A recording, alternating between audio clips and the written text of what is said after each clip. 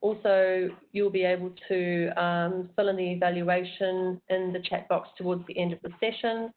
And then following this one, we will be having our distinguished keynote speakers closing from 2 o'clock to 3:20 in virtual room 6. So it'd be great to join these sessions if possible.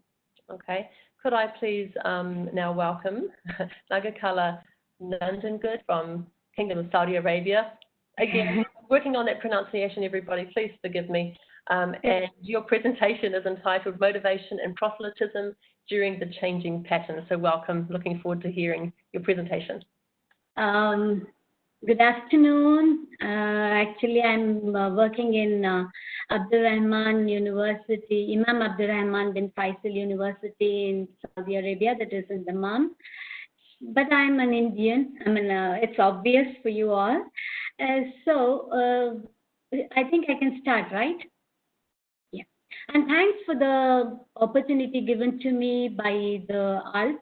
And of course, I have presented last time as a poster presenter on positive psychology and earlier also. So I am in connection with these things. So I thought, let me now talk about this. Now, coming to the topic here, my main idea, my main focus is on motivation. Proselytism is just like, I thought I can just give a little points if I have time on that. But I want to focus mainly on motivation. Now, all of us know, it is an unexpected danger which popped up rather it is exploded and spread so rapidly that people did not have sufficient time to react. Like they were shocked, and it was like a sudden blow for them. And the word lockdown itself for many of them made them fear. So actually, I just want, when we start about motivation, there is a very good saying from Mary Curie.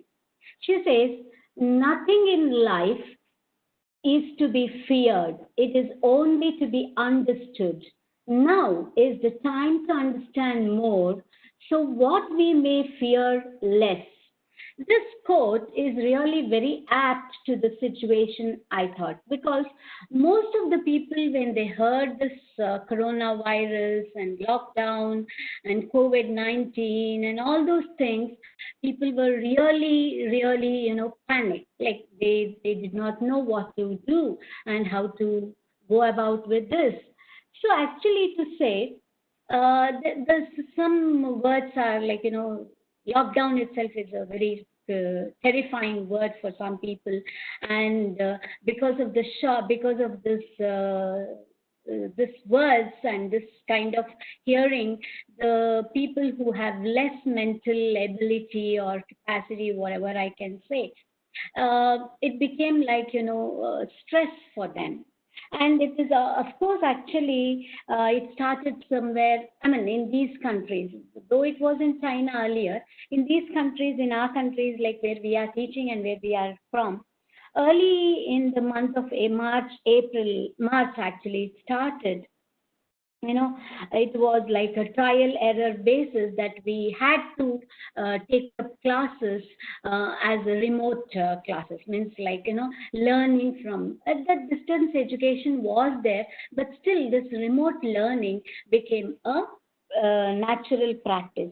But people had to, the teachers, the parents and the students had to cope up. So there were some precautionary measures for this, like you have to stay at home and you have to maintain social distance and you have to take medical care and you have to be clean and all those things, all that will, all that was there like. So what happened is, now why do we need remote learning, or what are the needs of this remote learning? So actually the biggest confrontation was that our students had to make a smart adjustment, because learning is and was always been classroom teaching. Of course, I don't bring in that distance education which some universities have. I'm talking about the actual teaching. So from actual teaching, they had to go to the remote learning. Now they have to stay at home and continue their learning. So furthermore, most of them are not equipped with the technologies or techno schools, or maybe for some people, even in these days also, when you say the technology is on the upper hand and all that, there are some people who do not have the internet connections, and sometimes the connections are very slow and all that. So hence there were various factors which add to the success of remote teaching learning process. So what are those factors if a teaching learning process has to be successful? There are so many factors, as I told you. So what are those, and which is the major one? So there are so many things, as I told you, technology and all those things, but we are concentrating, and one of the main factor is motivation. So what is the role of motivation? Now we can just see, I just want to show you some pictures, and I want to talk about this. How to homeschool during coronavirus, irrespective of age. This is one of the motivated factors. Now, before going into this, I would like to turn on exactly to say motivation. So what is motivation? Of course, everybody knows. I would just like to, divert your attention on the simplest definition given by Bosnes in 2016. He says, we want a change in behavior, thoughts, feelings, self-concept, environment, and relationships. So motivation is important to all in all ages, anywhere, anytime. Either it could be companies, the people who are working outside, men, women, children, whoever it is, in educational institutions, in religious places, in political parties, everywhere this motivation acts a very, very significant role. Of course, there are 6 points in this figure. It shows you that, how this motivation works.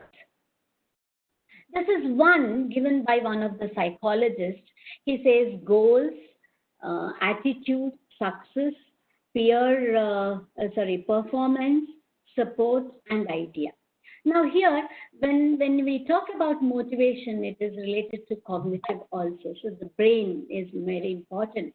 How we develop our attitude towards this changing life, changing lifestyle. We cannot go out, we cannot meet our friends.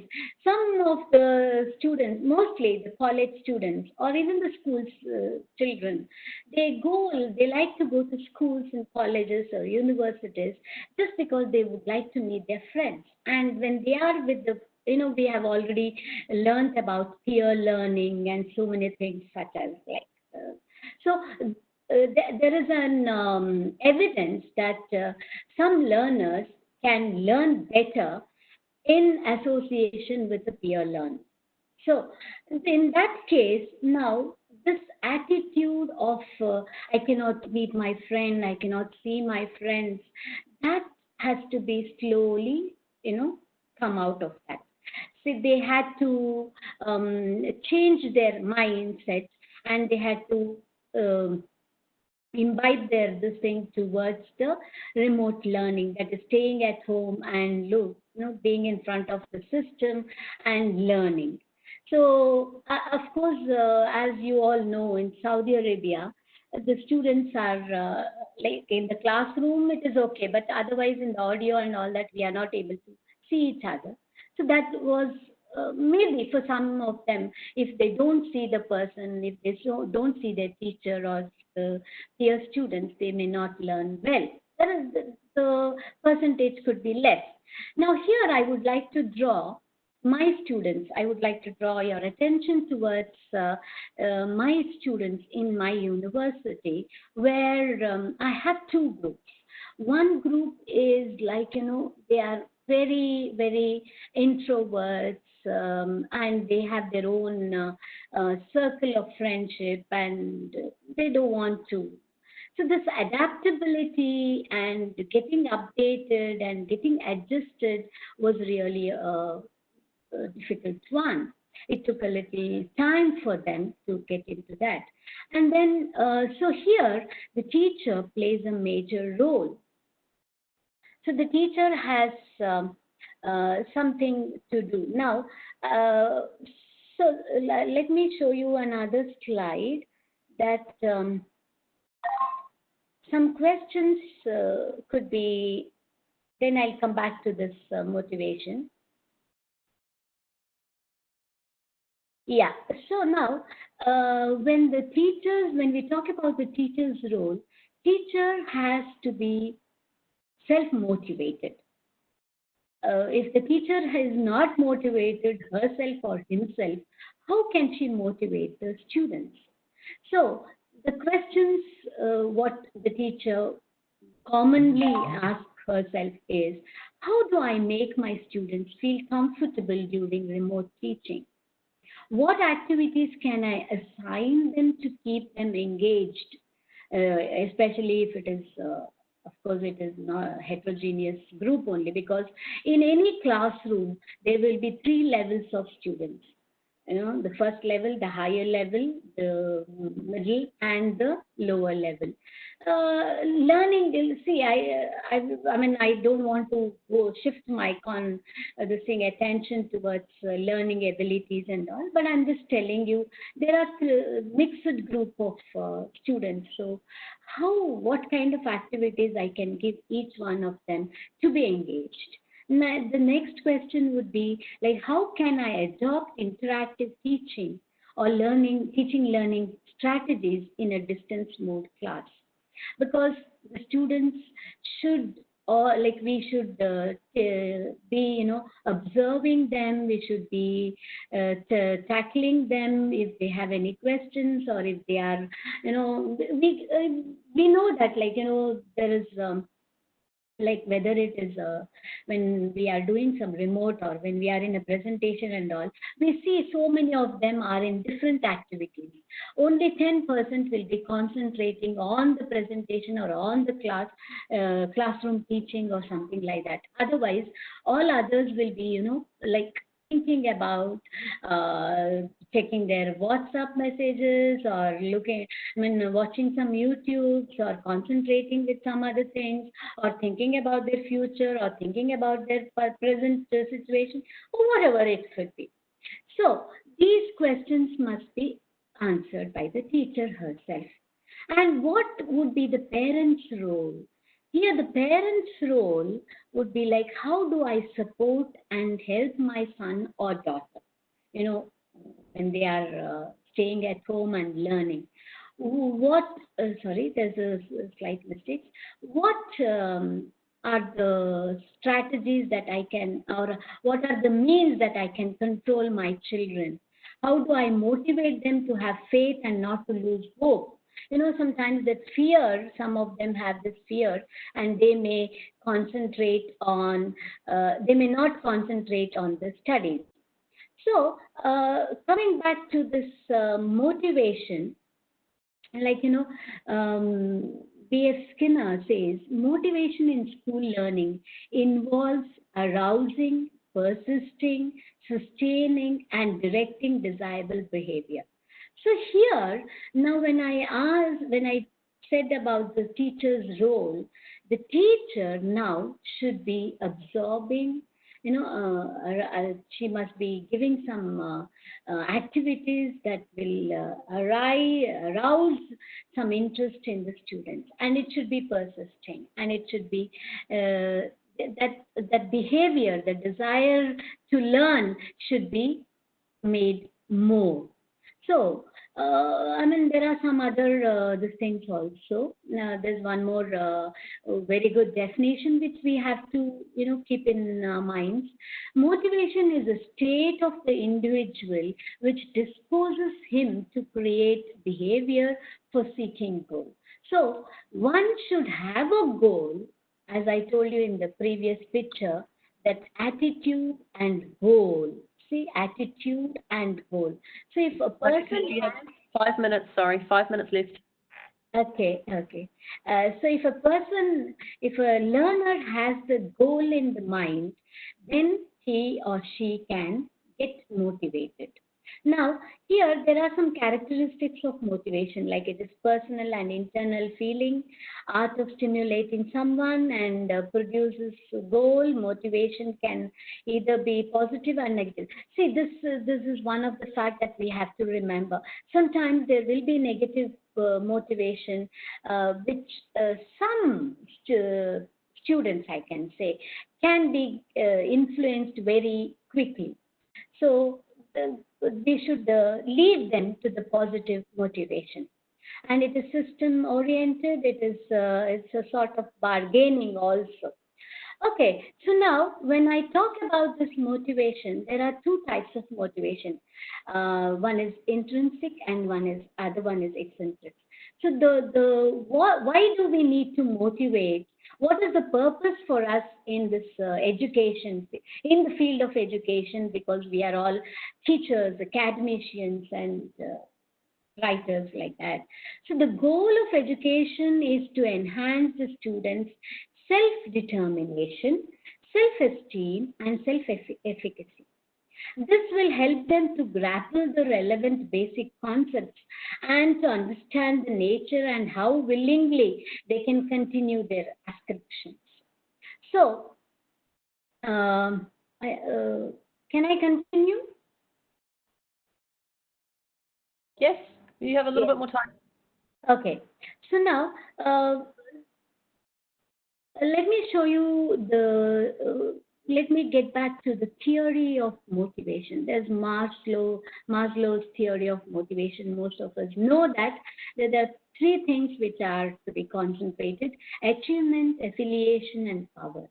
So what is achievement? Here, there is a need to accomplish. The affiliation is the need for love and belonging. See, one of the earlier presenter was telling about it, belongingness. So when we are learning that we should have that love and belongingness, and we should have that love to accomplish only and achieve, and only then we will be able to do that. For all that, a power is needed. What is that power? The power is the power for control over one's own work. So when I say, when I get back to the two types of motivation, here, you have your own, you want to get motivated by yourself. It is personal needs and this thing. But eccentric means it is from outside, how others motivate you. There are so many students at a younger age, and where they see some artists or the writers or the painters or anybody, and they get motivated and they want to become like them. Like that is an external motivation. Internal motivation is their personal things. They do by their own willingness. Okay. So here, a simple anecdote I remember. I mean, it's a fact actually, not anecdote. It's a fact. In one of the remote villages where one lady was having two children and living with her husband, and her husband was just a police constable in a police department. He had a very low cadre job. She sees one day that the main officers and all the higher officials are going, and she sees like, why are you saluting them? And her husband explains they are all higher officials, they are well educated and all that. So that one point made her to motivate herself, and she said, I also want to become like them. I want to study. Though she was married and she has 2 children, she wanted to continue her education. And this is a small, this thing I gave you, anything can make you to be motivated. And finally, I would like to concentrate on the positive classroom. So when we are talking about motivation, the positive classroom is very important, because the positive classroom environment is one of the factors which affects the learner's learning. If there isn't a positive atmosphere, you cannot. So in remote classrooms, in remote learning, how do we do that?